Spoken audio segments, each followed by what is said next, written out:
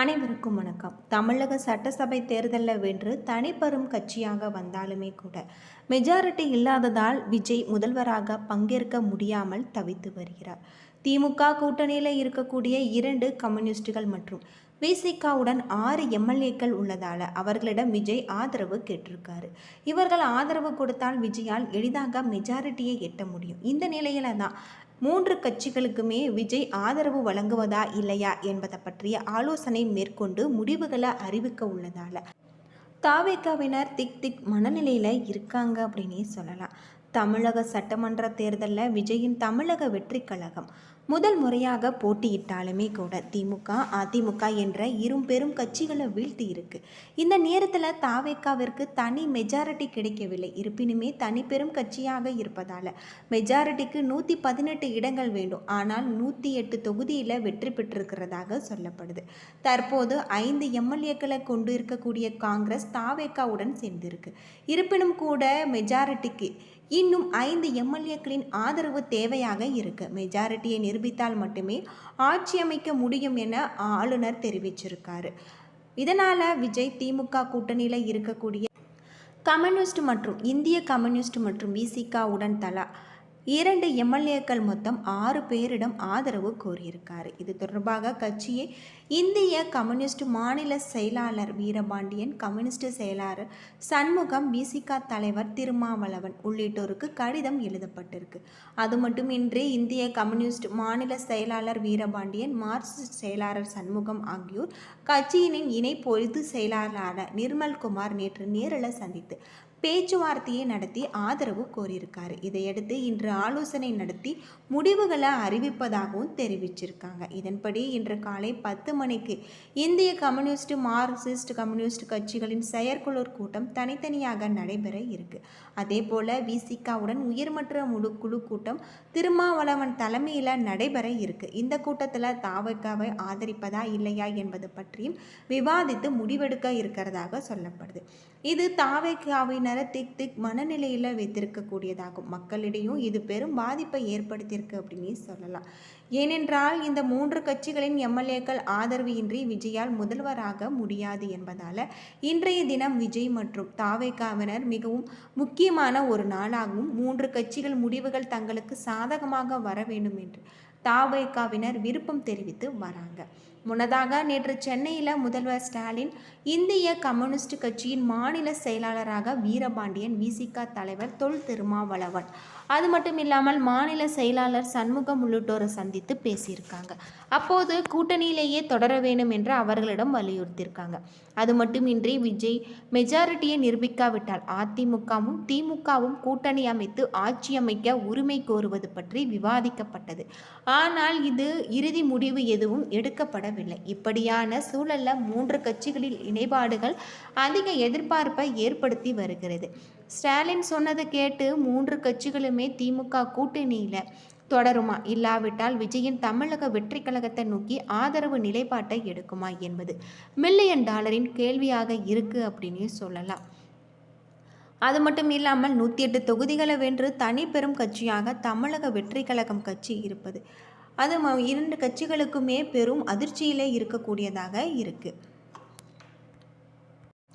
234 உறுப்பினர்கள் கொண்ட தமிழக சட்டப்பேரவையில் உதாரணமாக 118 உறுப்பினர்கள் ஆதரவு ஆட்சி அமைக்க தேவை.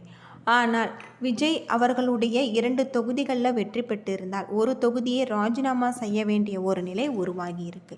இதனால் சட்டப்பேரவை உறுப்பினர்கள் எண்ணிக்கை 233ஆக குறையும். இதனால் பெரும்பான்மைக்கு கணக்குக்கு 117ஆக மாறும். இதற்கிடையில் காங்கிரஸ் கட்சியில் 5 எம்எல்ஏக்கள் விஜய்க்கு ஆதரவு கடிதம் வழங்கியிருந்தாலும் அது மட்டும் இல்லாமல் ஆதரவு தந்திருக்காங்க. புகார் மனுவில் தமிழக வெற்றி கழகத்தின் தலைவர் விஜய் அவர்கள் மற்றும் அவரது தமிழக வெற்றி கழகத்தின் வேட்பாளர்கள் மிக பெரிய அளவில் வெற்றி பெற்றிருக்காங்க. தமிழக மக்கள் எதிர்பார்த்த இந்த வெற்றியை உறுதி செய்து விஜய் அவர்கள் ஆட்சி அமைக்க இருக்கிறதாகும். இந்த நிலையில் ஆட்சி அமைக்க கூடாது என்று பாஜக நெருக்கடி கொடுத்து வருவதாகும். அது மட்டுமல்லாமல் அவருக்கு எதிராக சூழ்ச்சியும் செய்வதாக சொல்லப்பட்டிருக்கு. இவர் எப்படி இக்கட்டான சூழ்நிலையில் ஏற்பட்டிருக்கக்கூடிய நிலையில் இவருக்கு பாதுகாப்பு அச்சுறுத்தல் தேவை. இதனை கருத்தில் கொண்டு விஜய் அவர்களுக்கும் அவரது எம்எல்ஏக்களுக்கும் விஜய் இருக்கக்கூடிய கூட்டணியை சேர்ந்திருக்க காங்கிரஸ் எம்எல்ஏக்களுக்கும் பாதுகாப்பு அளிக்க வேண்டும் எனவும் கூறியிருக்காங்க. காங்கிரஸின் இந்த திடீர் குற்றச்சாட்டு பரபரப்பை ஏற்படுத்தியிருக்கு அப்படின்னும் சொல்லப்படுது. அதிக இடங்களில் வெற்றி பெற்றாலுமே விஜய் அவர்கள் ஆட்சி அமைக்க சிரமப்படுவது குறித்து புதுச்சேரி முதல்வர் ரங்கசாமியிடம் கேள்வி எழுப்பியிருக்காங்க. அப்பொழுது பதிலளித்த அவர் விஜய்க்கு வாழ்த்துக்களும், சீக்கிரமாக அவர் பதவி ஏற்பார், அவருடைய ஆட்சி அமைய என முதல்வர் ரங்கசாமி பரிசீலித்திருக்காரு. புதுச்சேரியில் நடைபெற்ற சட்டமன்ற தேர்தலில் என்ஆர் காங்கிரஸ் தலைமையிலான தேசிய ஜனநாயக கூட்டணி ஆட்சியை பிடித்திருக்கு. புதுச்சேரியின் அண்மையில் நடந்து முடிந்த சட்டசபை தேர்தலில் தேசிய ஜனநாயக கூட்டணியில் என்ஆர் காங்கிரஸ் 12 தொகுதிகளிலும், இங்கு அதிமுக அலட்சிய ஜனநாயக தளா கட்சி ஒரு தொகுதிகளில் மொத்தம் 18 தொகுதிகளில் வெற்றி பெற்றிருக்கு. முதல்வராக ரங்கசாமி 5வது முறையாக பதவி ஏற்காரு அப்படின்னு சொல்லலாம். இதனைத் தொடர்ந்து 15வது சட்டப்பேரவை களை கட்டும் வெற்றி பெற்ற 30 சட்டமன்ற உறுப்பினர்களின் பட்டியல் அரசு இதில் வெளியிடப்பட்டிருக்கு. இதனைத் தொடர்ந்து முதலமைச்சர் ரங்கசாமி தனது ராஜினாமா கடிதத்தை துணைநிலை ஆளுநர் அவர்களிடம் 11:25 மணிக்கு சந்தித்து அளித்தார். புதிய அரசு அமையும் வரை இங்கு முதல்வராக இருக்கும்படி ஆளுநர் கேட்டுக்கொண்டிருக்கார். இந்த சந்திப்புக்கு பிறகு வெளியே வந்த முதலமைச்சர் ரங்கசாமியிடம் செய்தியாளர்கள் கேட்டதற்கு பிறகு ஆட்சி அமைக்க வேண்டும் என்பதற்காக தன்னுடைய முதலமைச்சர் பதவியை ராஜினாமா செய்து ஆளுநர் கொடுத்துள்ளேன். விரைவில் புதிய அரசு பதவியேற்கும். தேசிய ஜனநாயக கூட்டணியில் கூட்டம் முடிந்த பிறகு ஆட்சி அமைக்க உரிமை கோரியும் கடிதம் கொடுப்பேன் என சொல்லியிருக்காரு. அதிக இடங்களில் வெற்றி பெற்றாலுமே விஜய் ஆட்சி அமைக்க சிரமப்படுவது குறித்து கேட்டதற்கு விஜய்க்கு வாழ்த்தும், சீக்கிரமாக அவர் பதவி ஏற்பார், ஆட்சி அமைக்கும் என முதலமைச்சர் அவர்கள் ரங்கசாமி பதிலளிச்சிருக்காரு. புதுச்சேரியில் கடந்த முறை போலவே இந்த முறையும் சபாநாயகர் மற்றும் 2 அமைச்சர்கள் பதவியை வேண்டும் என்று பாஜக விரும்பியிருக்காங்க. ஏனெனில் நடந்து முடிந்த தேர்தலில் ஜனதா 4 தொகுதிகளில் கூட்டணியில் இருக்கக்கூடிய அதிமுக லட்சிய ஜனநாயக கட்சி தலா ஒரு தொகுதிகளிலும் நெடுங்காடு தொகுதிகளில் வெற்றி பெற்று சுயேட்சை விக்னேஸ்வரரை சேர்ந்து தங்களுக்கு 7 எம்எல்ஏக்கள் இருப்பதாக பாஜக கூறியிருக்காங்க. ஆனால் ரங்கசாமியோ ஒரு அமைச்சர் மற்றும் துணை சபாநாயகர் பதவி மட்டுமே வழங்க முடியும் எனவும் கூறியிருக்காங்க. பொதுவாக தேர்தல் முடிவுகளுக்கு பிந்தைய சூழலில் மாநில அரசியலில் யாரும் எதிர்பாராத ஒரு மிகப்பெரிய திருப்பம் ஏற்பட்டிருக்கு. மத்திய ஆளும் பாஜக அரசு முறையற்ற ஆட்டத்தை கையில் எடுப்பதாகவும் கருதி, அது மட்டும் இல்லாமல் நடிகர் விஜயின் தமிழக வெற்றி கழகத்திற்கு திமுக தற்போது ஆதரவு குரல் கொடுத்துள்ளது அரசியல் வட்டாரத்தில் பெரும் பரபரப்பையும் ஏற்படுத்தியிருக்கு அப்படின்னு சொல்லலாம். தேர்தலுக்கு பிந்தைய கூட்டணிகள் குறித்து பேசுவது அப்புறம் இருக்கட்டும், முதலில் தனிப்பெரும் கட்சியாக உருவெடுத்து இருக்கக்கூடிய தமிழக வெற்றி கழகத்தை ஆட்சி அமைக்க அழைக்க வேண்டும் என திமுக செய்தி தொகுப்பாளர் சொல்லியிருக்காங்க. அது மட்டும் இல்லாமல் இந்த தனிப்பெரும் கட்சியாக இருக்கக்கூடிய நிலையில் தமிழகத்தில் நிலவும் தற்போது அரசியல் சூழலில் எந்த ஒரு முன் தேர்தல் முடிவையும் தெளிவான பெரும்பான்மையை பெறவில்லை. இந்த சூழலில் பயன்படுத்தி மத்திய அரசு சில திட்டங்களையும் அரங்கேற்க வாய்ப்பு இருப்பதாகவும் சொல்லப்பட்டிருக்கு.